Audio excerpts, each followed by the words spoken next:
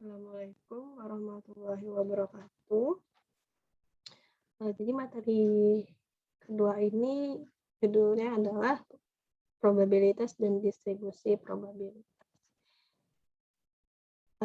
Di sini kalau kita mendengar kata-kata probable atau probability itu kalau dalam bahasa Inggris yang arti dalam bahasa Indonesia itu adalah kemungkinan. Jadi kenapa kita mempelajari kemungkinan ini? Ya karena memang nggak ada yang pasti ya. Karena memang nggak ada yang pasti itu hanya kematian ya. Ya setahu saya ya, kalau seandainya ada yang lain yang kalian percayai ada yang pasti selain kematian ya boleh di-share. Jadi dalam penelitian pun semuanya ada kemungkinan untuk kemungkinan untuk error, kemungkinan untuk salah, dan itu juga nanti kaitannya dengan confidence interval. Kenapa confidence interval itu nggak ada yang namanya 100%. Nggak ada yang namanya 100%. Pasti ada kayak semacam meminimalisir lah tingkat kesalahan. Ada yang tingkat kesalahannya itu diminimalisir 1%, ada yang 5%, ada yang 10%. Tergantung bidang keahliannya apa. Kalau di Kesmas sih biasanya 5%. Kalau di kedokteran ya, khususnya untuk yang melibatkan intervensi ya, dicoba pada manusia itu biasanya hanya mentolerir kesalahan 1%. Ada terkait dengan hak harkat martabat manusia itu sendiri atau dengan nyawa kesehatan manusia. Nah, probabilitas itu ada peluang. Sebenarnya ini semacam mengulang dari materi SMA dulu. Jadi nanti ada pelajaran yang namanya gabungan, terus ada irisan, juga ada peluang kartu bridge segala macam juga ada. Yang mengulang saja. Mari saya juga mengulang lagi apa yang bisa diulang. Nah, keputusan dalam statistik pun sebenarnya merupakan peluang. Yang kayak saya bilang tadi ya, diyakini dia tuh bisa memberikan peluang untuk benar dan juga memberikan peluang untuk salah. Karena tidak ada yang ternyata 100% benar tuh nggak ada dalam statistik. Nah, dalam sampel pun juga kita menggunakan rumus peluang ya. Rumus peluang juga nanti ada proporsi, terus ada nanti juga karena kita nggak mungkin mengambil seluruh populasi. Kenapa? Ya karena terlalu banyak ya. Kita dalam suatu penelitian itu kita mengambil seluruh populasi untuk dijadikan atau untuk masuk ke dalam suatu penelitian terlalu banyak ya bisa ya. Ya kalau seandainya penduduk Indonesia ada 300 juta mungkin sekarang 300 jutanya itu kita teliti, wah berapa biaya, berapa lama waktu, terus gimana juga mengambil datanya, penyebaran datanya, pokoknya banyak sekali. Nah itulah gunanya sampel. Sampel itu dia setiap sampel itu dia memiliki peluang yang sama untuk ikut ke dalam suatu penelitian, nggak bisa pilih-pilih. Itu sampel yang baik ya, yang diambil secara random. Terus selanjutnya juga kesimpulan diambil itu selalu tidak absolut, nggak ada yang namanya 100%. Nah ini ada yang 99% confidence intervalnya, ada yang 95%, 90%, 80%. Nah biasanya kalau Kesmas itu banyaknya yang 95%. Nah itu kalau Kesmas ya. Nah unsur-unsur probabilitas, unsur-unsur peluang itu ada 3. Peluang sampel, titik sampel, peristiwa, kejadian atau event. Oh ya ini saya sumbernya ngambil dari buku Sutanto Priyohastono Statistik Kesehatan. Jadi kalau seandainya mau membaca lebih lanjut boleh di bukunya Sutanto Priyohastono dan Lukmi Sabri dengan judul Statistik Kesehatan. Contoh unsur-unsur probabilitas. Contohnya eksperimen pemilihan mahasiswa prestasi Fakultas Kesehatan Masyarakat. Hasilnya adalah bilangan X yang besarnya antar 3 dan 4. Ruang sampel dan titik sampelnya dilambangkan, ruang sampel itu adalah S dan titik sampel itu adalah ya bilangan X yang besarnya itu antara 3 dan 4. Jadi ya IPK-nya itu ya 3,5, terus sampai kurang dari 4 ya. Tuh 3,6. Bisa juga 3,7 juga bisa. Kayak gitu. Atau IPK-nya itu di atas 3,5, berarti dia masuk ke dalam ruang sampelnya. Kayak gitu. Kalau seandainya IPK-nya itu 3,1 ya dia juga masuk ke dalam ruang sampel. Kayak gitu ya. Jadi kan soalnya besarnya itu antara 3 dan 4. Tapi kalau seandainya cuma 2 IPK-nya atau cuma 2,5 ya dia nggak bisa masuk ke dalam pemilihan mahasiswa prestasi. Kalau 3,1 bisa, tapi pas-pasan banget kayaknya ya. Bisa sih masuk, karena kan syaratnya itu bilangan X yang besarnya antara 3. Nah, atas perhitungan probabilitas, ada hukum pertambahan dan hukum perkalian. Yang harus diingat, hukum pertambahan itu dia saling meniadakan. Kecuali eksklusif suatu peristiwa terjadi akan meniadakan peristiwa yang lain atau saling meniadakan. Contoh permukaan dadu, permukaan koin, kelahiran anak laki-laki atau perempuan. Karena kalau sudah seandainya dadu tuh udah dilempar, pasti ada satu sisi yang tertutup. Gitu ya. Permukaan koin ada satu sisi yang tertutup juga. Lalu terjadi bersama non mutually eksklusif. Dua peristiwa atau lebih dapat terjadi bersama-sama, tapi tidak selalu bersama. Contoh penarikan kartu as dan berlian, seorang laki-laki dan dokter, dan sebagainya. Nah, saling meniadakan mutually eksklusif. Nah, ini dia berdiri sendiri ya. Dia tidak beririsan. Mutually eksklusif. Probabilitas A gabungan B. Jadi P peluang A ditambah peluang B. Itu ya. Terus lanjut. Kemudian ini peluang A gabungan B ya. Nggak ada arisan di sini. Terus mana nih? Contohnya, probabilitas untuk keluar mata 2 atau mata 5 pada pelemparan satu kali sebuah dadu. Ya berarti probabilitas dadu mata 2 digabung dengan dadu mata 5. P2 tambah P5 sama dengan 1/6 tambah 1/6.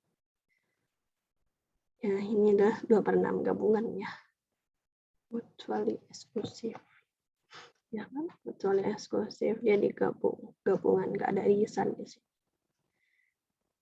Tuh, dalam satu kali sebuah lemparan, satu kali sebuah dadu. Gitu. Selanjutnya terjadi bersama atau non mutually eksklusif. Nah, kalau non mutually eksklusif ini dia ada irisan di sini. Tuh, ada irisan. Jadi probabilitas A irisan. Probabilitas A gabungan B. Probabilitas A gabungan B sama dengan peluang A tambah peluang B dikurang peluang A irisan B. Oke ya. Terus contohnya, pada penarikan satu kartu dari satu set kartu bridge, peluang akan terambil kartu as atau berlian adalah. Ya harus dilihat dulu di sini ya, peluang kartu as berapa, peluang kartu berlian. Jadi dia ini kalau di sini salah satu contohnya, misalnya peluang kartu as itu adalah Kenapa 4? Karena kartu as itu jumlahnya ada 4 pada setiap jenis kartu bridge. Baik yang kalau di sini saya maaf ya kalau saya salah, kayaknya ini sekop ya, hati, berlian sama keriting ya. Ya kalau seandainya ada yang lain nggak apa-apa ya. Saya taunya itu dulu. Jadi peluang kartu as ya ada 4. 52 dari mana? Karena memang jumlah keseluruhannya ada 52. Ya kan? Ada 13 kali 4. Masing-masing ada 52. Nah, peluang kartu berlian kenapa 13? Peluang kartu berlian 13 itu karena ya memang jumlah kartu berlian itu ada 13. Sama kayak jumlah kartu hati, kartu sekop, dan juga yang ini ya, yang keriting ini. Ada 13 untuk masing-masingnya.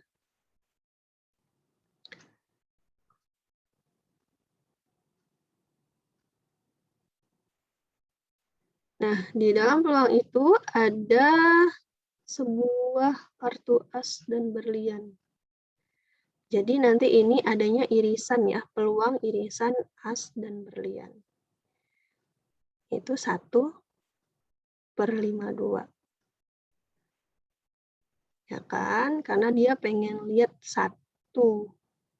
sebuah kartu as dan berlian. Pada penarikan satu kartu, dari satu kartu bridge, peluang akan terambil kartu as atau berlian. Jadi peluang as gabungan berliannya tinggal diinin aja ya, dimasukin ke rumus. Peluang as ditambah peluang berlian dikurang peluang kartu as irisan berlian. Jadi 4/52 ditambah 13/52 dikurang 1/52 sama dengan 16/52. Begitu. Kartu as atau berlian. Peluang akan terambil kartu as atau berlian. Karena kan pengennya lihat satu ya. Nah itu satu kartu as, nah itu satu kartu berlian. Terus selanjutnya hukum perkalian.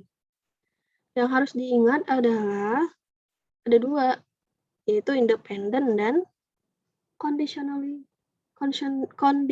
probability. Peristiwa bebas dapat dikatakan bebas apabila kejadian atau ketidakjadian suatu peristiwa tidak mempengaruhi peristiwa lain. Itu untuk peristiwa bebas. Peristiwa tidak bebas atau bersyarat dapat dikatakan bersyarat apabila kejadian atau ketidakjadian suatu peristiwa akan berpengaruh terhadap peristiwa lainnya. Contoh, peristiwa bebas. Bebas rumusnya itu peluang A irisan B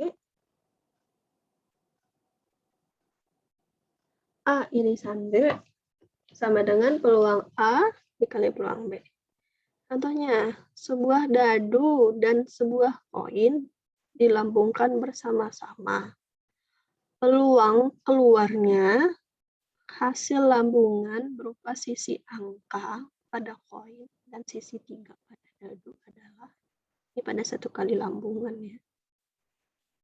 Peluang angkanya kenapa 1/2, Bu? Ya karena koin itu biasanya angka dan gambar ya. Ya, angka dan gambar. Jadi ya, peluang 1/2. Peluang 3 kenapa 1/6? Karena sisi 3 pada koinnya cuma 1. Tuh ya. Jadi peluang angka irisan 3 itu sama dengan setengah dikali 1/6 sama dengan 1/12. Nah ini peristiwa tidak bebas atau bersyarat. Dengan rumusnya itu adalah P peluang A irisan B sama dengan peluang A kali peluang B A ya. Contoh 2 kartu ditarik dari satu set kartu bridge. 2 kartu dari satu set kartu bridge. Peluang untuk tertarik keduanya kartu as adalah, kartu bridge. Dia pengen lihatnya tertariknya itu keduanya kartu as. Ya terserah ya, mau as yang mana. Mau as yang berlian, ataupun mau as yang hati, apapun yang kredit. Jadi, peluang as pertama pasti 4/52. Kenapa? Karena memang kartu asnya masih full. Jadi 4/52. Nah, dia pengennya itu, ada 2 nih, ada 2 kartu as yang ditarik. Karena, udah diambil nih 1 kartu as yang pertama, jadi peluang berikutnya ya jadi 3/51. Kenapa? Karena kartu as sudah terambil, menjadi 3, berkurang 1 jadi 3, dan jumlahnya juga seluruhannya menjadi 51. Ya udah tinggal dimasukin aja peluang kartu as 1 irisan as 2 sama dengan peluang as 1 kali peluang as 2 bersyarat as 1. Ya 4/52 dikali 3/51 sama dengan 12/2652. Jadinya disederhanakan itu adalah 1/221. Tuh. Nah, ini untuk yang peristiwa tidak bebas. Kalau yang peristiwa bebas tadi ya terserah ya, nggak ada pengurangan. Terus itu pertambahan,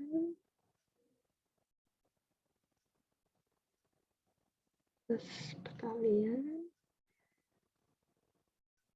Nah ini balik lagi ke permutasi dan kombinasi. Ya sebenarnya udah cukup inilah ya. Di SMA juga udah belajar ya, jadi keulang lagi. Permutasi dan kombinasi. Dalam menghitung probabilitas dari beberapa kejadian, pertama kita harus mengetahui berapa kemungkinan terjadinya peristiwa tersebut. Dalil 1, kaidah umum pergandaan. Kalau suatu step atau langkah dari suatu eksperimen menghasilkan outcome K, hasil yang berbeda, dan step kedua menghasilkan M hasil yang berbeda, maka kedua langkah eksperimen akan menghasilkan K kali M hasil. Contoh, 1 koin dilambungkan 2 kali, maka hasilnya 2 kali 2, 4. Sebuah dadu dilambungkan, kenapa 2? Sisi koin ada 2.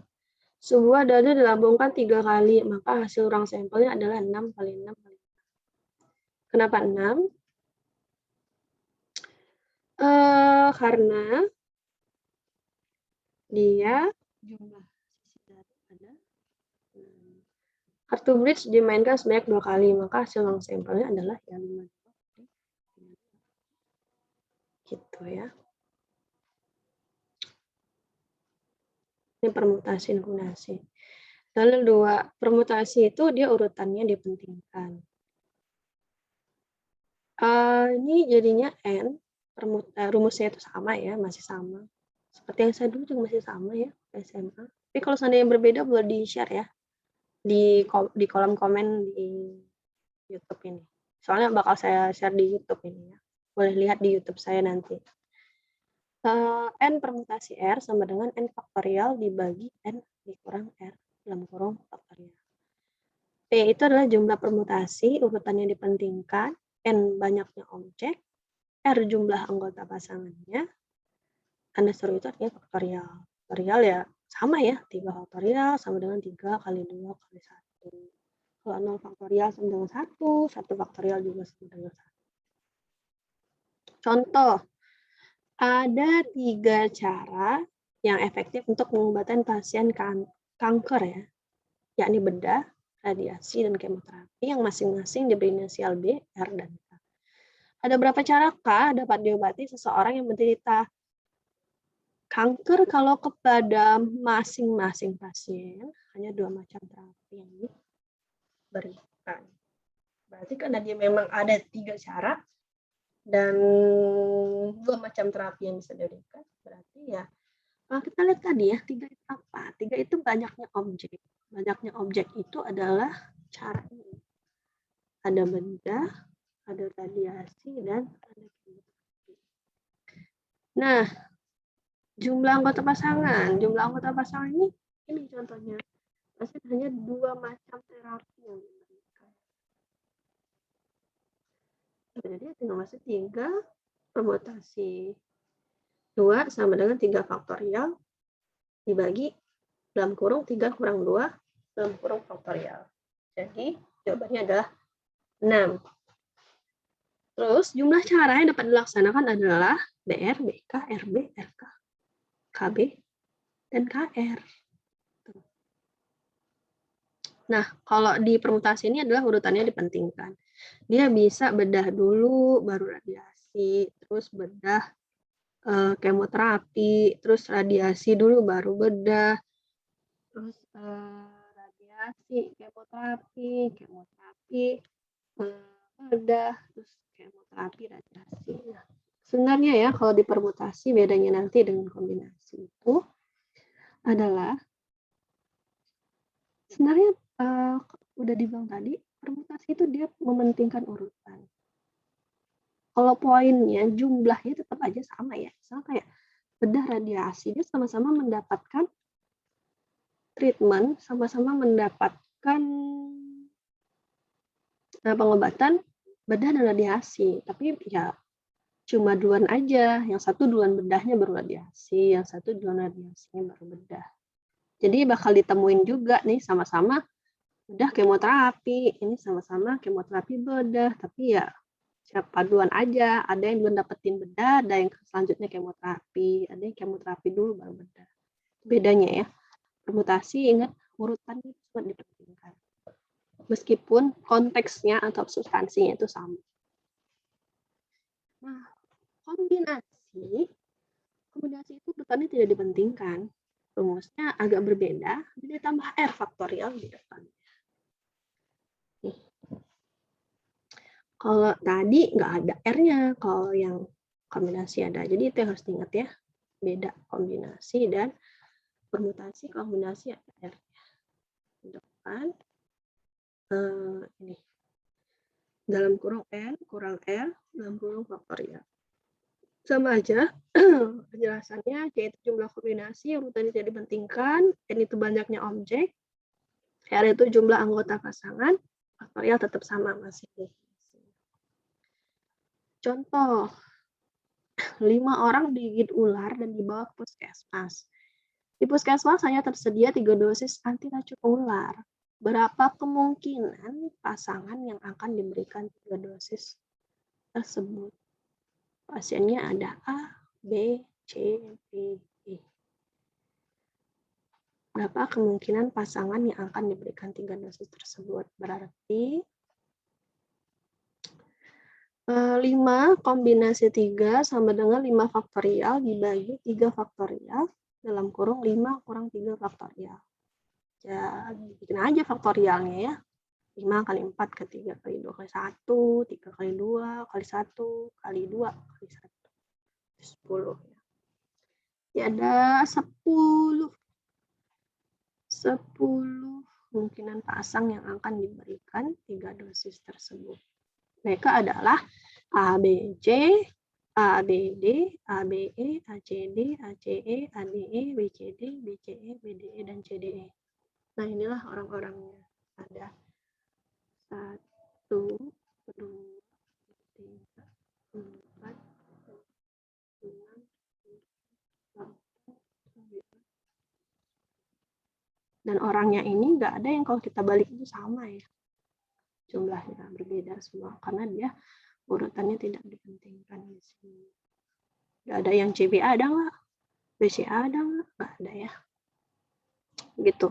Itulah bedanya kombinasi dan permutasi. Selanjutnya,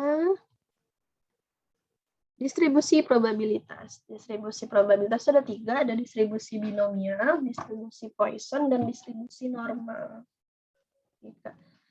Distribusi binomial dengan 2 hasil atau outcome, peluang sukses dan gagal, sehat dan sakit. Penemu distribusi binomial adalah James Bernoulli.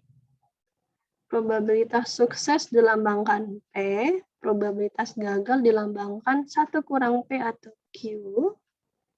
Peristiwa binomial B dalam kurung X, NP, D itulah binomial, X banyaknya sukses yang diinginkan, N adalah jumlah trial, P peluang sukses dalam satu kali trial.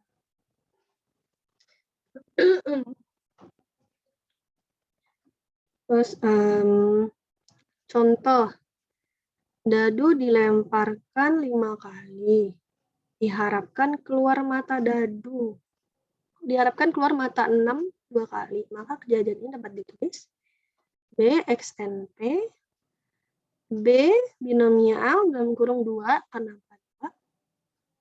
Karena diharapkannya itu pengennya keluar mata 6 2 kali ya. Banyak sukses yang diinginkan itu pengennya keluar mata 6 2 kali. Terus jumlah X ya. Bakal X selanjutnya. X itu ya, N jumlah trialnya dilemparkan 5 kali. Dilemparkan 5 kali berarti tulis N-nya itu adalah 5. Selanjutnya P peluang sukses dalam satu kali trial. Kenapa 1/6? Karena jumlah dadu itu ada 6. Dan dia ditulis sebagai satu kali trial ya. Catatannya peluang sukses dalam satu kali trial itu 1/6. Nih contohnya ya. Probabilitas seorang bayi tidak diimunisasi polio adalah 0,2. Berarti ini adalah apa nih? Probabilitas seorang bayi tidak diimunisasi polio. Berarti dia adalah 0,2. 0,2 ya. Sama dengan P. P apa tadi? Peluang sukses. Pada suatu hari, puskesmas X ada 4 orang bayi. Hitunglah peluang dari bayi tersebut 2 orang belum diimunisasi polio. Probabilitas seorang bayi tidak diimunisasi 0,2. Pada suatu hari di puskesmas X ada 4 orang bayi. 4 orang ini adalah N jumlah trial. Kalau X banyaknya sukses yang diinginkan itu ya karena hitunglah peluang dari bayi tersebut 2 orang belum diimunisasi. Jadi B XNP, X-nya itu adalah 2 ini. X-nya itu jumlah trialnya ada bayi. Dan P itu adalah probabilitasnya. Udah tinggal masukin rumus aja ya. Jelas kalau ujian sama saya nggak akan menghilangkan rumus, saya akan menampilkan rumus karena saya pun nggak ingat rumusnya. Pasti ada rumus nanti yang saya kasih di contoh soalnya. Bukan contoh soal ya, di soal ujian. Jadi tinggal masukin ke sini. Ini ada gabungan apa nih tadi? Kalau ini apa nih? Ini adalah kombinasi. Yang kombinasi nggak, coba lihat saya lah. Ya, ada kombinasi ya. Kombinasi tadi harus diingat adalah dia nggak mementingkan urutan. Kalau seandainya kombinasi, dia mementingkan urutan. Kombinasi 4 dan 2. Kombinasi 4 dan 2. Jadi tinggal dimasukin probabilitasnya, dihitung, dapatlah 0,154. Jadi terdapat probabilitasnya itu peluang bayi tersebut 2 orang belum diimunisasi polio adalah 0,154. Itu distribusi binomial. Selanjutnya, distribusi probabilitas Poisson adalah dapat digunakan ketika probabilitas itu sangat kecil sekali dan kejadian yang banyak terjadi.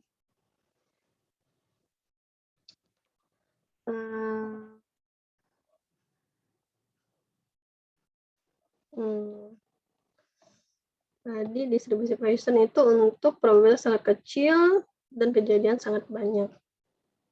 Contoh yang diketahui probabilitas untuk terjadi shock pada saat imunisasi dengan vaksinasi meningitis adalah 0,0005. Ini sangat kecil sekali ya. Jika di suatu kota jumlah orang yang dilakukan vaksinasi sebanyak 4.000, cukup banyak. vaksin COVID ya. Ini lebih dari COVID. Itulah peluang tepat 3 orang akan terjadi shock.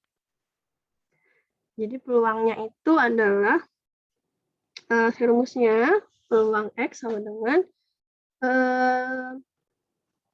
mu ini ya, mu pangkat X dikali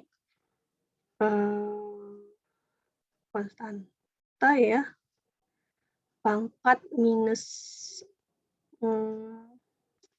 pangkat minus mu dibagi X faktorial sama dengan bisa itu sama dengan lambda ya, lambda pangkat X dikali simbol konstanta ya ini ya, konstanta pangkat min lambda bagi X faktorial lainnya aja, rumusnya belibet ya.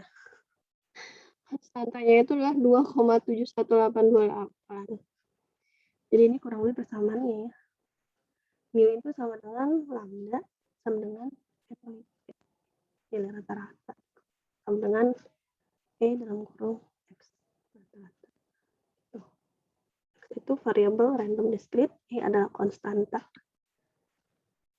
2,71828. Jadi kita masukin ke dalam rumus.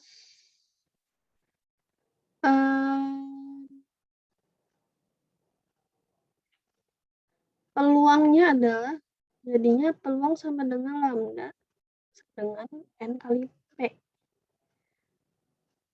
N kali P. Bukan P ya. P. N kali P.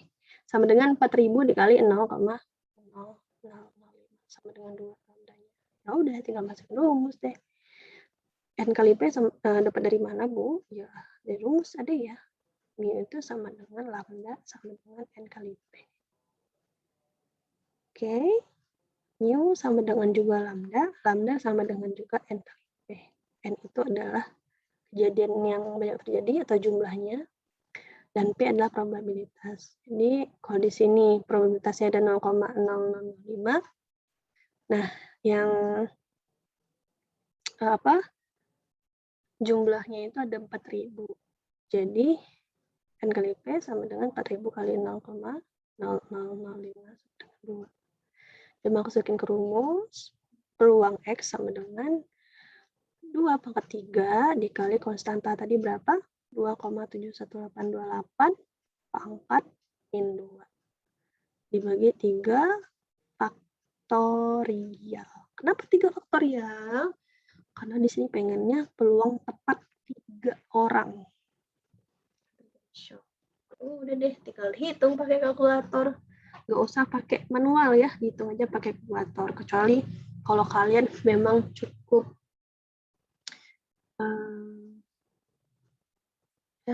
ahli kali ya, expert, nggak perlu pakai kalkulator, nggak apa-apa.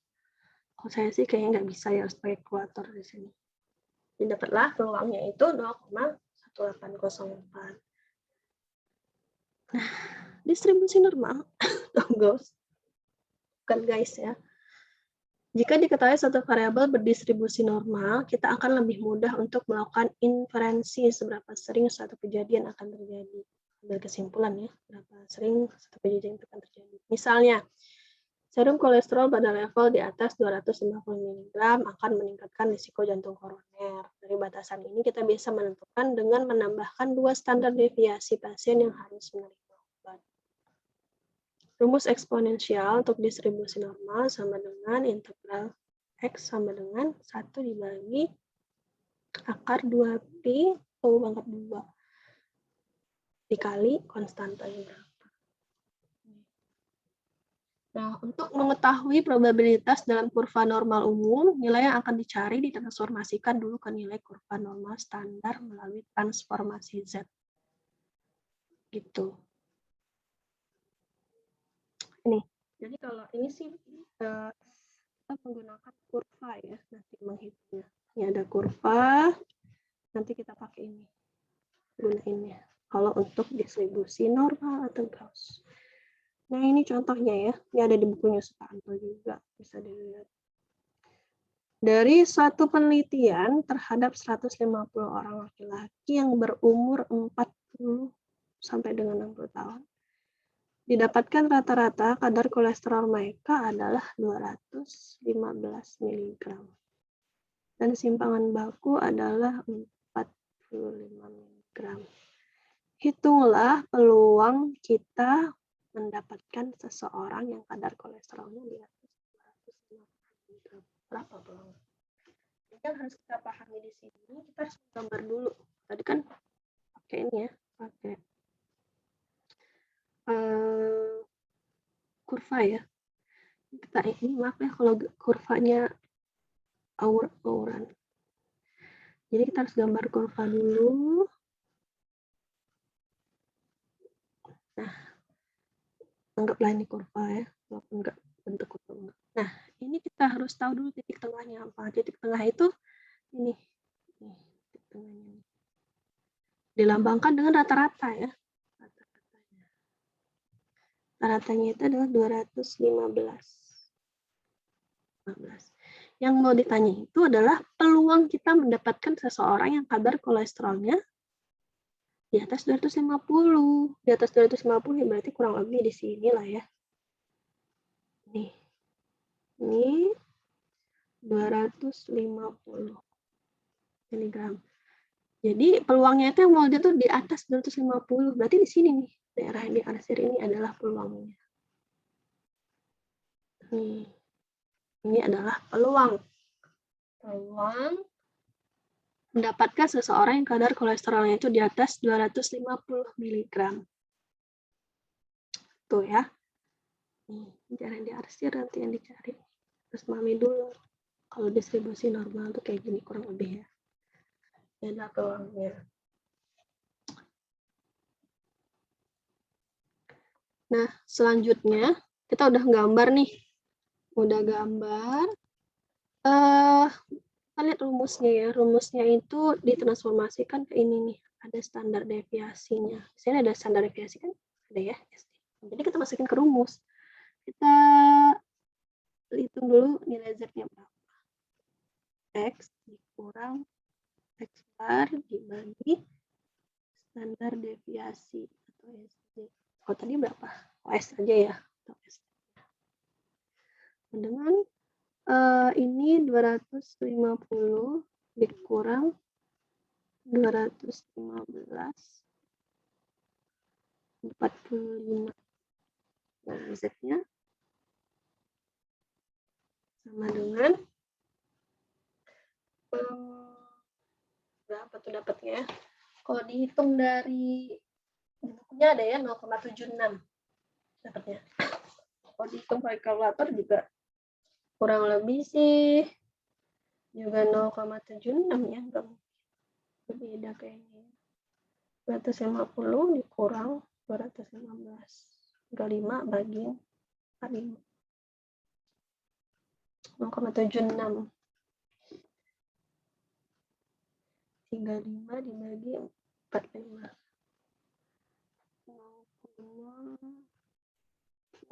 0,78 ya kalau di kalkulator ini. Setelah kita 0,78 agak berbeda dari bukunya. Di bukunya 0,76, ini 0,78. Kita ambil ya. Bisa hitung lagi ya, benar nggak ya? 50 kurang 35 ya 0,78. Nah, apakah sampai di sini selesai? Tidak ya. Sampai di sini selesai tidak. Oh, berarti peluangnya 0,78, Bu. Tidak. Itu baru nilai Z-nya. Kita harus mentransformasikan nilai Z tersebut. Bisa dilihat juga di bukunya Sutanto itu di halaman 200. Kita cari nanti. Ya tuh nanti ada nilai Z. Nanti ada kayak gini nih. Nah, ini ada 0,0001 sampai seterusnya. Ini juga ada nanti 0,0, 0,1 sampai seterusnya.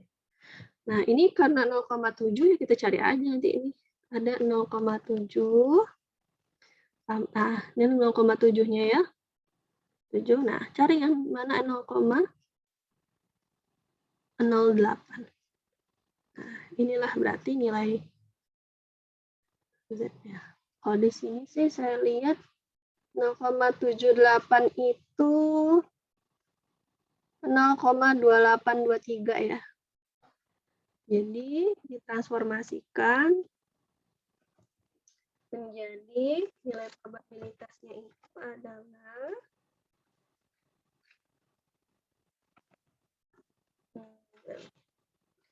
nilai P-nya itu nilai tabel Z itu adalah 0,8 ya, sorry. 0,0823. Nilai transformasi tabel Z. Sorry ya, nilai transformasi tabel Z yang 0,78. Hasilnya adalah 0,223. Berarti Bu, probabilitasnya 0,223. Oh, belum ya? Belum. Jadi, probabilitasnya yang sesungguhnya adalah P sama dengan 0,5 dikurang 0,2823. Nah, ini adalah nilai sesungguhnya. Nilai probabilitas. Nilai probabilitas atau nilai peluang seseorang yang kadar kolesterolnya itu di atas 250 mg. Kok 0,5 kurang 0,2823, Bu? Kenapa? Karena dia itu melihat suatu kurva, sebelah kurva aja. Ini kan ada satu. Ini hitungannya tuh satu nih. Kalau di sini satu, karena dia dibagi dua, jadilah ini 0,5, ini 0,5. Karena yang kita cari itu hanyalah ini yang diarsir. Jadi 0,5 kurang 0,2823 ya. Bentar ya, coba saya lihat lagi di bukunya.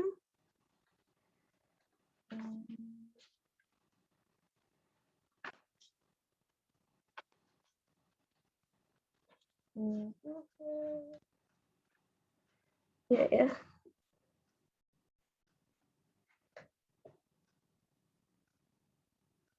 Ya, benar. Jadi jawabannya adalah 0,5 dikurang 0,2823. 0,2177. 0,217.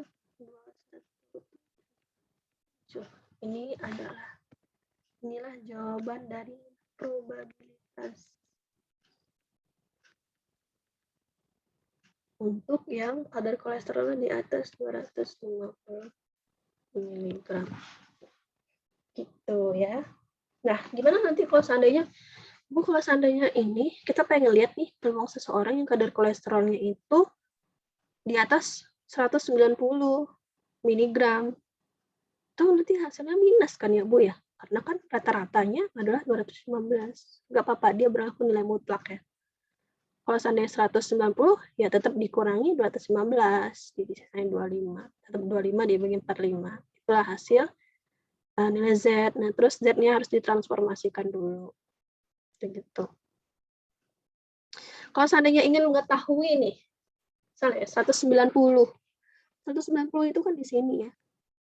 190 itu di sini. 190 mg. Nah, berarti dia pengen melihat tuh di atas, kalau ini di atas 250, kalau nanti saya ganti soalnya bisa di atas 190 mg. Di atas 150 mg. Berarti yang mau dilihat itu adalah ini. Ini nilai yang diarsir itu yang ini nih. Arsir adalah ini. Jadi gimana Bu peluangnya yang kadar kolesterolnya itu di atas 190 mg? Ya tinggal ini aja. Kalian masukin ini Z-nya 190 kurang 215 bagi 45 sama dengan berapa nih? Hitungnya. 190 kurang 215 bagi 45. 0, kita buatkan aja ya 0,56. Nah, 0,56 kalau kita lihat di halaman 200 itu 0,56. 0,2123. 0,2123. Ya kan 0,56. 0,2123. Ini hasil transformasi tabel Z. Nah, peluangnya berapa, Bu? Yang 190. Khusus yang 190, berarti ya tinggal ditambah aja. Tinggal ditambah aja 0,5. Kenapa 0,5? Karena memang ya udah, ini kan ada setengah nih. Ditambah aja 0,5 ditambah 0,2123. Begitu. Begitu ya. Kalau untuk yang dia itu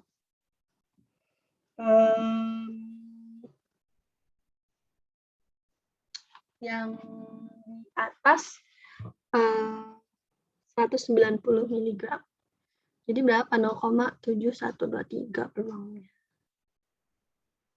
Gitu. Peluangnya ya. Karena ini kan udah ada setengah nih. Setengah yang mau diambil di atas 190 mg. Ini tinggal ditambah aja peluangnya. 0,7123. Gitu. Ya kan?